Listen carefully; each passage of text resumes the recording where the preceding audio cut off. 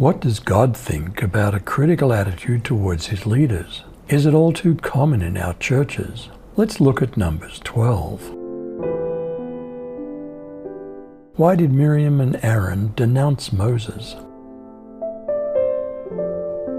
Miriam and Aaron began to talk against Moses because of his Cushite wife, for he'd married a Cushite. Has the Lord spoken only through Moses, they asked? Hasn't he also spoken through us? And the Lord heard this. Now Moses was a very humble man, more humble than anyone else on the face of the earth. How quickly did God deal with this kind of undermining going on? Suddenly the Lord said to Moses, Aaron, and Miriam, "Come out, you three, to the tabernacle of meeting." So the three came out. Then the Lord came down in the pillar of cloud and stood in the door of the tabernacle and called Aaron and Miriam, and they both went forward. What did God have to say about this kind of attitude? And the Lord said to them, "Now listen to what I say. If there were prophets among you, I, the Lord, would reveal myself in visions.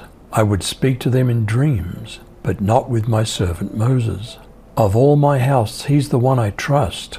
I speak to him face to face, clearly and not in riddles. He sees the Lord as he is. So why were you not afraid to criticize my servant Moses?" Who seems to have been the main instigator, judging by the punishment given? Yahweh's anger burned against them, and he departed. The cloud departed from over the tent, and behold, Miriam was leprous, as white as snow. Aaron looked at Miriam, and behold, she was leprous. Aaron said to Moses, "O my Lord, please don't count this sin against us, in which we've done foolishly, and in which we've sinned. Let her not, I pray you, be as one dead, of whom the flesh is half consumed, when he comes out of his mother's womb." Moses cried to Yahweh, saying, "Heal her, God, I beg you." Yahweh said to Moses, "If her father had but spit in her face, shouldn't she be ashamed 7 days? Let her be shut up outside the camp 7 days, and after that she shall be brought in again." Miriam was shut up outside the camp 7 days, and the people didn't travel until Miriam was brought in again. Afterward, the people traveled from Hatzeroth and encamped in the wilderness of Paran. If a church leader has a major fault, how should we approach him? The word presbyter usually means an elder or overseer of a church, but can also include any older man.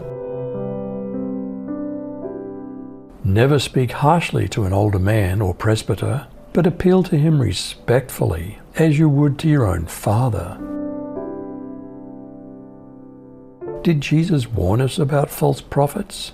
Are some even in church leadership?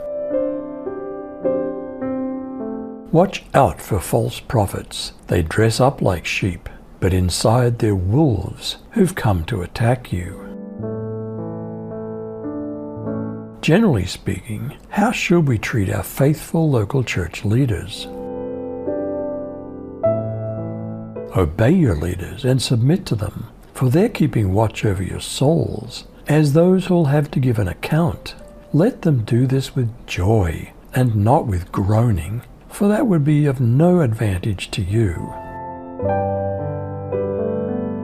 What does God think about a critical attitude towards his leaders? Is it all too common in our churches? You decide.